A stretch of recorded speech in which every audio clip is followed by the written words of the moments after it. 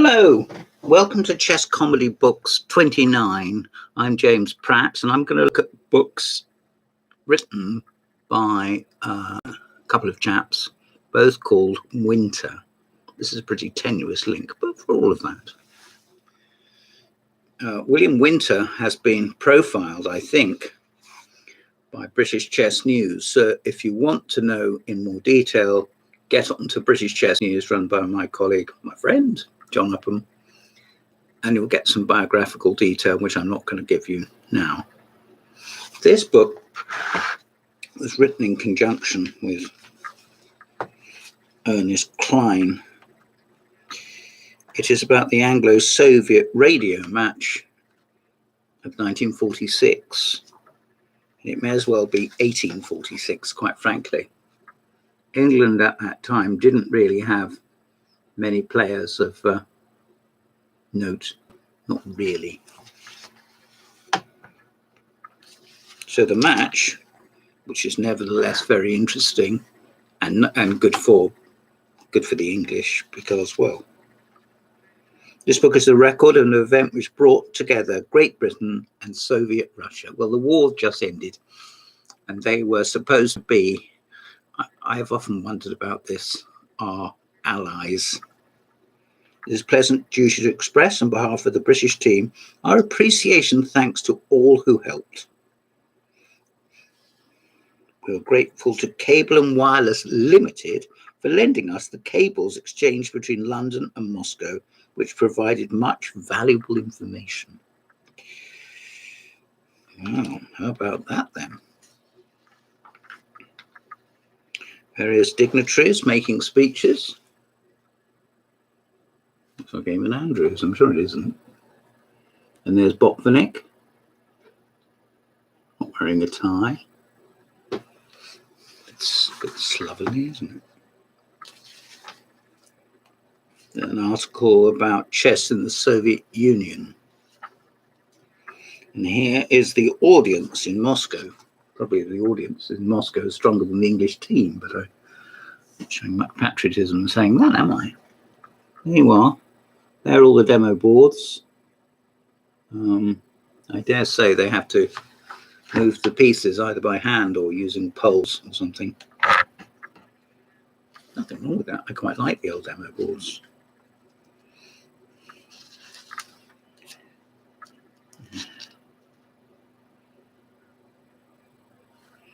These little groups have developed into flourishing and enthusiastic works clubs, which have formed leagues of their own, organized lectures and simultaneous exhibitions, and generally show a desire to approach the game from a scientific viewpoint.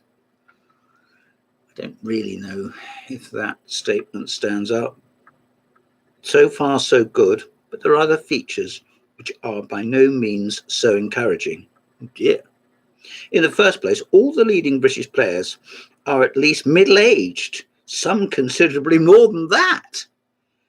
A glance at the biographies of the participants in the radio match will show the youngest British male player was in the middle of his 30s, and the average age of the team was nearly double that of the Russians. Da, da, da, da. Well, in 1970, exactly the same criticism was levied. You should look in the wonderful, wonderful book, the Younger School of Soviet Chess by Soltis, that's a Bellenheimen. And the steps the Soviets were taking, falteringly in a way, for the most important chess power that there was at the time, to correct this. It gives biographical background of the English team. There they are in all their glory. Hugh Alexander, Harry Golombek, Klein himself. Da, da, da. Is it Dr. List? No, it's Koenig. I didn't even know. Isn't that awful? Once again, British Chess News have been uncovering some startling revelations about them and getting in contact with their grandchildren and so forth, relations. Here we have some more of the team. Winter looks almost out of his tree, doesn't he? And Fairhurst, who was a bridge builder and went out to New Zealand. He played for New Zealand. So PM Liszt was born in Lithuania in 1887. He is therefore a contemporary of Capablanca's. After living in Berlin for many years, where he was manager of a bridge and chess rooms in a well-known cafe restaurant, he came to this country in 1936. They should have pushed him out. He has competed in many tournaments, local and international. I'm not sure he's played in many international tournaments. He too failed to get into the prize list at the recent London International Tournament, but he's a resourceful player, particularly in defensive positions. Well, PM Liszt, I thought you were an antiques dealer, actually. The Soviet team, well, there is one link I have, and that is on one of the ladies' boards, there were two, Mrs. Bruce played, and I played Mrs. Bruce and got to know her a little bit. I played her 3 times. 2 draws, and she beat me in the 3rd of the games. Which is about right. I mean, she was a better player than me, wasn't she? Of course she was. Here's the Soviets. We'll see a few names you know and a few faces you don't. There we go. And pictures taken at various times. And here's the match. It's played on the 19th of June at 10 o'clock in the morning. They had to start earlier because these things take a devil of a long time to play. I remember when I went in 1976 to the match between London and Belgrade, and what a fantastic experience that was for me. And Michael Steen turned up simply to spectate, maybe to, I don't know, have a word with his friends or something. And Stuart Rubin said, well, Michael, you should have played in the match. And he said, well, I don't think I can spare the time. And Stuart said, don't worry, the moves are coming through so slowly, you could go onto the theatre and still played. Now, I'm not going to test your eyesight out by telling you Gerald Abrahams and Hugh Alexander won games. And Gerald Abrahams, having drawn in the first round against Ragozin, beat him in the second. And I don't think he ever got over the excitement of that. And every book subsequently that Gerald wrote, he mentioned it.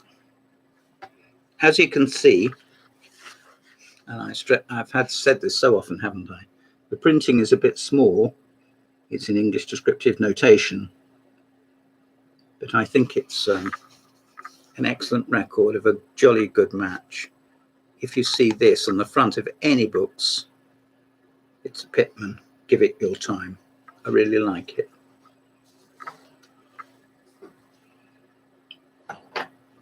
Here's another book, because it's got polythene on the cover. You may not be able to pick up on what it is. Well, I'll tell you what it is. It's a book. Chess for Match Players, new and completely revised edition. Now, when he says match players, I don't know that he knew what he was talking about, but the fact remains it's just simply chess for serious-minded competitors. British Open Chess Champion, what it in fact means is British Champion, 1935-1936, Master of the International Chess Federation. Once again, he was awarded the title of IM, as we now call it, in 1951, and this book was written in 1951. It's very old. At the time, he lived at the Old Cottage, North Road, Three Bridges, Sussex. Sounds charming, doesn't it, really?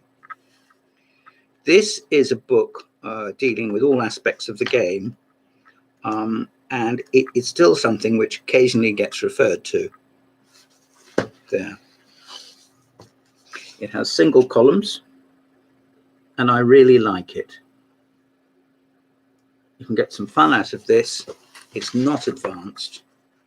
All he asks of you is that you can do English descriptive notation And then he gives some recommendations for gambits and other openings. And there he's talking about the Staunton Gambit there. Surprisingly, and he writes that you'll be surprised when you read this, he doesn't recommend the Ruy Lopez. But that's as maybe I've marked this page as if it's so important. It may not be. Stuff on castling in middle game positions. Isolated queen pawns. You've heard me mention that before, haven't you? There. Is it strong or is it weak? Or is it a mixture of both? Or is it a projectile that you can fire at black? That matter, black has to put up with isolated queen pawns. A number of master games, some of which I didn't know, of Lasker from Zurich, 1934. What on earth happened at Zurich, 1934? I don't know. I don't know. Well, I'll tell you one thing that did happen, and that's that game. Some good quality stuff here. Boleslavsky Kotov from the Challenge tournament. I think he means the candidates. Seems to have his own way of describing these things, but nevertheless, there we are. Kotov was just about one of the oldest, apart from Botvinnik, oldest of Soviet grandmasters. He was born, as was Keres, around the time of the Russian Revolution, one of the 3 Russian revolutions. I'm showing off saying that because I've studied that period in history. 1917, and he's this is the endgame section, says he, changing the subject. And he wasn't very well, as was Suatin at the end of his life. A lot of them, I think, Petrosian as well, could have done with more TLC, shall we say. End games and the little squares. So if you promote, you can work out basically if the pawn's going to get through and you can have a queen. Some positions where if the other bloke's got a rook and you've got a queen, it comes down to a draw. Quite rate it. This book is also available these days as a Dover. It's still got the same title, Chess for Match Players by William Winter, and I like it. Here we have quite a grand title, Kings of Chess. It says, Chess Champions of the 20th Century. Well, if you put all the chess champions, I won the lavatory brush. No. Chess Champions of the 20th Century, be serious.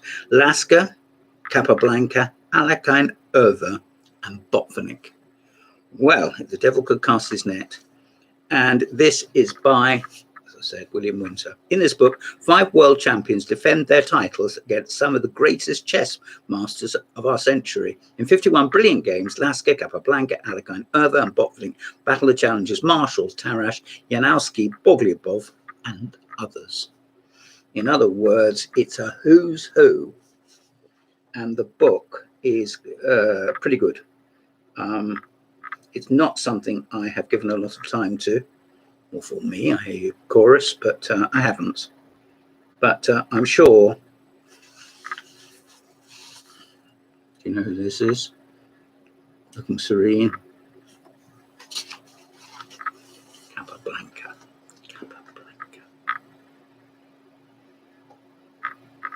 I mentioned the match some time back between Lasker and Capablanca that was held in Havana.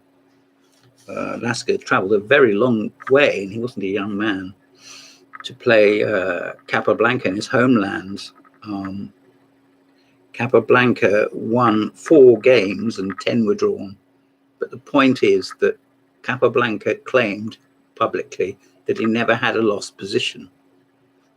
And I challenge you, the reader, to go through the games. I'll not spoon feed you. And see if you can find any positions that Capablanca was losing. In truth, he didn't lose any of them, but was he worse? often the sign of a good player, isn't it? From a bad position, you fight back. Chapter on Erver. Max Erver, a Dutchman.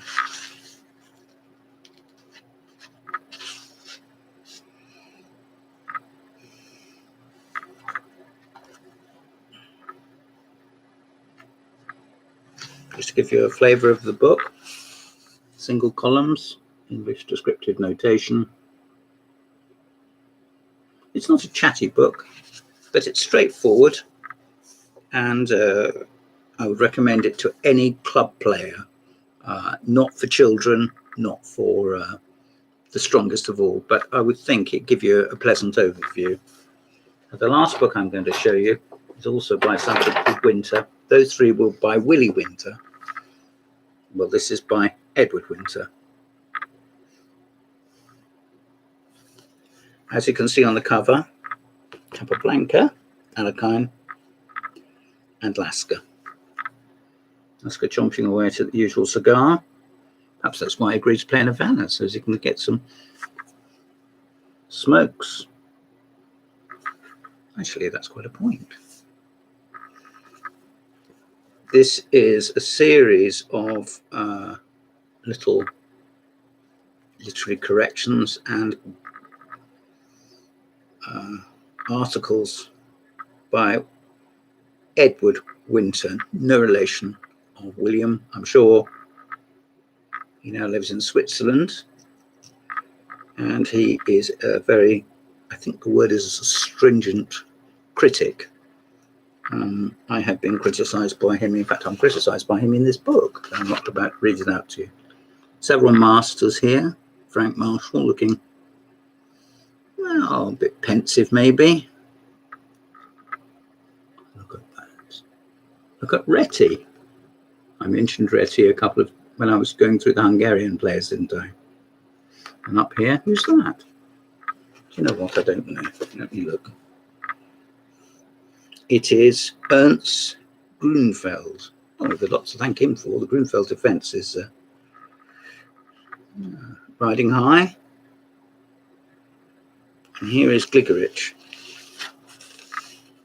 It always reminds me of Douglas Fairbanks Jr. There's Sallow Floor with Taimanov. Or Taimanov, perhaps I should say. It's got a selection of games and chat and corrections. He's good on corrections. And he loves to write about Capablanca. That's his favourite thing. There it is. The book appeared some years back, 1996, by Cadogan Press. There. It says a Pot-Pourri from the journal Chessnotes. Chessnotes went the rounds. It was in chess. I think it might have been in chess as well. And also Kingpin, and latterly Winter publishes things online. He slowed up a bit this year. I hope he's not ill. I don't think he is. I don't know. The truth is I don't know. But he is back publishing now. So if you Google Chessnotes, a lot will come up. And it's very well indexed. And obviously he's a bit holier than thou, but he's entitled, I think. There. Well, this has been Chess Comedy Books 29, if I can ever get my numbering correct. I'm James Pratt. Thank you for listening. Thank you.